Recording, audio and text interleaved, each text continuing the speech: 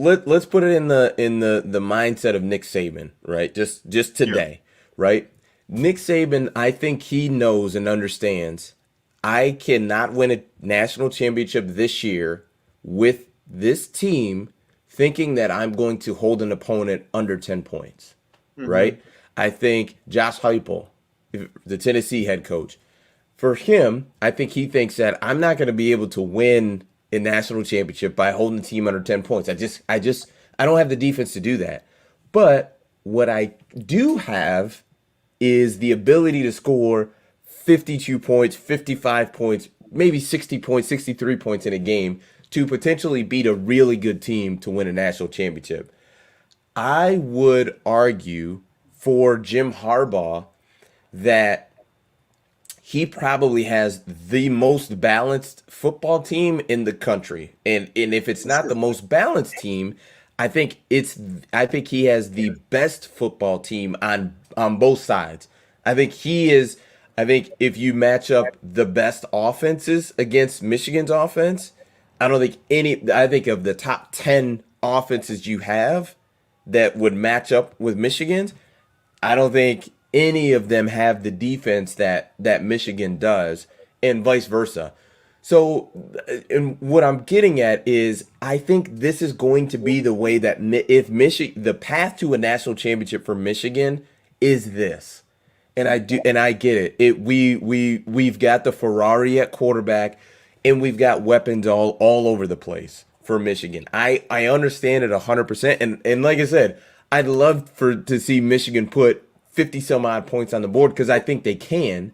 But when you really look at it and kind of take a step back, I think that this is going to be the path to win a national championship. I think to beat Ohio State, I think the game is going to look a lot like today's game looked. Now, it may not be that dominant, but the formula, I think, is this. It's going to be running the football, right? Because to me, what I saw against Ohio State and Penn State today was Penn State definitely had some success running the The football quarterback without a was doubt. soft. The Without a quarterback was doubt soft. Yeah. We still. against Ohio State. Yeah. Yeah. So I think it's going to be right running the football, which is right in Michigan's breadbasket, and I think it's going to be some play action. You're absolutely going to take some shots downfield.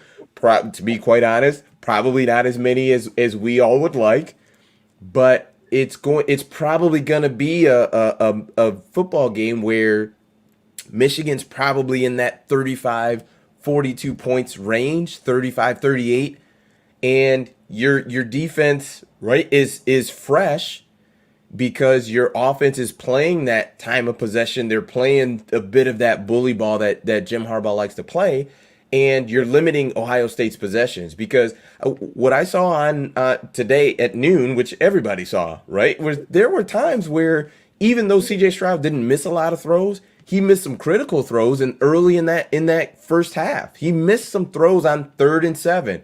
He had Marvin Harrison Jr. open and just missed him, just overthrew him by about a yard or so, right? It's not a huge deal, but if you can limit those possessions and you can start to right, you get 7 on this possession, you get 3 the next one, you get 3 the next one, and you start to kind of pile those on together. Before you know it, it's 17 to nothing or 17-3, and you've got full control of this game. So I think I do understand what I get it from everybody because like I said, I was that person a year ago. Like literally I was that. I get it. But I think honestly the formula for potentially a national championship is what we are actually seeing on a week in and week out basis. Yeah. Well, it's Michigan doing what they do well and efficiently.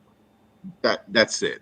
Michigan has a formula for them to win, right? In most cases, in all cases, is dominate the line of scrimmage, impose your will with our offensive line, wear you out throughout the course of the game.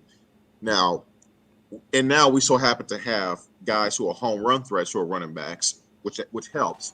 But so we're either going to hit you with a home run for a touchdown, gas and running play, or we're just going to wear you out 4 or 5 yard runs at a time per yardage on runs, right?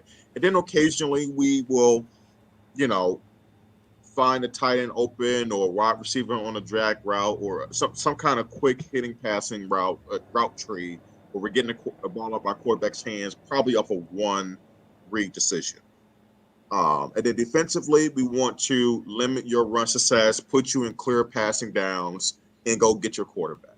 That is, and more importantly, don't turn the ball over and try to limit penalties. That is the formula for Michigan to win all the time. And if Michigan's able to do that at a very high level, then they're really hard to beat playing their game. But within that, there is still a way that we can analyze even really good wins. Case in point, for our offense to click at their best, JJ can't be inaccurate with the football, right? You know, he can't throw the ball behind Ronnie Bell when he's wide open off play action, right?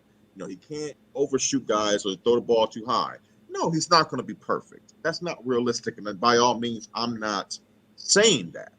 I'm just saying in terms of being efficient, when he has guys open, he has to hit them and hit them with a very accurate pass. So, you know, that just is what it is. But I agree with you, Des. You know, they have their formula, and they seem to be comfortable with it, and that's it. You know, now I will say, you know, this is one of those years where maybe there isn't a team that can exploit the downside to how Michigan likes to play. Let's say a team like Tennessee. Well, you'll say, well, the way their offense is ran, they could put up a lot of points. Sure, but what happens when a team like Michigan keeps their offense off the field because of the way that we dominate the time of possession, right? Mm-hmm. And you saw the same thing with Ohio State last year. Look, from a scoring explosion standpoint, Ohio State has our number.